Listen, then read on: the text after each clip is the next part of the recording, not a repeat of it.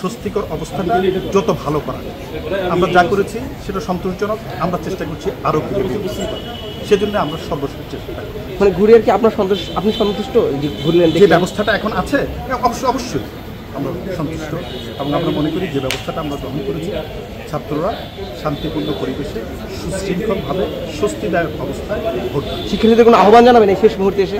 Definitely আমরা মনে করি যে পরিবেশ শান্তিপূর্ণ এবং নিরাপত্তার কোনো অভাব নাই এখানে। সুতরাং উৎসবমুখর পরিবেশে শিক্ষার্থীদেরকে আমরা আহ্বান জানাচ্ছি যাতে করে আগামীকালকে তাদের যে ভোটাধিকার গণতান্ত্রিক অধিকার তারা যেটা সে অধিকারটা নতুন চ্যালেঞ্জ হবে। আমরা অলওয়েজ চ্যালেঞ্জ নিয়ে অভ্যস্ত, সেই চ্যালেঞ্জের মধ্যেই আমরা বসবাস করি। সেটা বেসিক্যালি আমাদের উদ্দেশ্য হচ্ছিল যে আমরা এসে দেখা যে ইনফ্রাস্ট্রাকচার যেটা আছে, স্টুডেন্টরা সকালবেলা ঢুকবে বের হয়ে যাবে, সেই ইনফ্রাস্ট্রাকচার ঠিক আছে, স্বস্তিকর আছে কিনা। আর যেহেতু অনেক স্টুডেন্ট আসবে সেখানে যাতে তাদের আসা যাওয়াতে কোনো অস্বস্তিকর অবস্থার পরিবেশ না হয় সেটা দেখে এসেছি।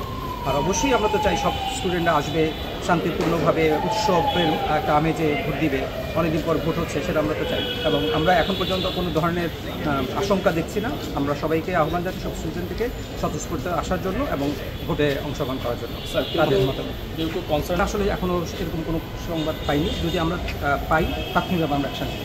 Thank you sir.